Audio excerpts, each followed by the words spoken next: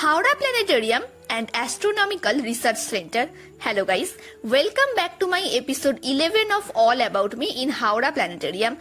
আজ চলে গিয়েছিলাম হাওড়া 3D প্ল্যানেটেরিয়ামে। 2022 সালে এটা সর্বসাধারণের জন্য ওপেন হয়ে গিয়েছিল। টাইমিংস এবং রেটস আমি তোমাদের একটু আগে স্ক্রিনশটে দেখিয়ে দিয়েছি। আমরা গেছিলাম 5টার শোতে। চশমাটা পরে দেখলে মনে হচ্ছে অনেক গাড়ি চলে আসছে, তাই না? তুমি কে? কোথা থেকে এসেছো? আমার নাম জেমস। আমি একজন পেঙ্গুইন। আমি দক্ষিণ। ও, তবে তো তোমায় স্বাগত জানাই জেমস।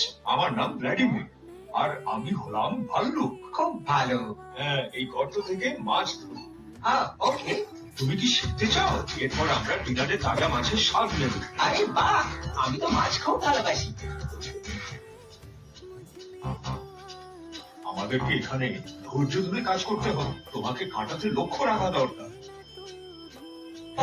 শুধু পার্থক্য এই যে সেখানে বরফের নিচে সমুদ্র নেই, পাথর আছে, কিন্তু খুব গভীরে যেতে হবে। ওখানে অনেক অনেক বেশি বরফ। এই একটা আইডিয়া এসেছে, আমি তোমাকে একটা ঝলক দেখাচ্ছি। আমি দক্ষিণ গোলার্ধ থেকে বরফের একটা টুকরো এনেছি। আরে বাহ, তুমি কি বরফের গোলা জমা করো নাকি? তা তুমি বলতে পারো। আমি বৈজ্ঞানিক হতে চেয়েছিলাম। আমার জিওলজি আর অ্যাস্ট্রোনমি খুব পছন্দ। আমি বরফের অধ্যয়ন করি। আমি হিমালয় আর সাইবেরিয়া থেকেও বরফ নিয়ে এসেছি। হ্যাঁ, তাই তো মনে হচ্ছে।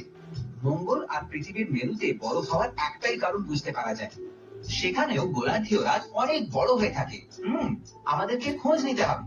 ঠিক বলেছো। আর তোমার কি মনে হয় মঙ্গলেও বরফের নিচে?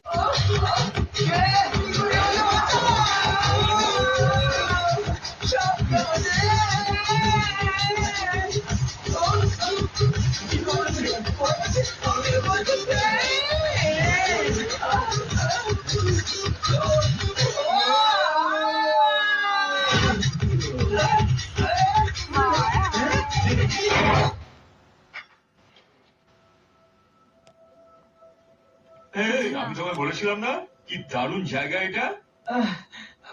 ডুবে যায়। আমরা এই রহস্যকে উন্মোচন করে দিয়েছি। সাবাস ভ্লাদিমির, তুমি তো একজন বিজ্ঞানীর মতো কথা বললে।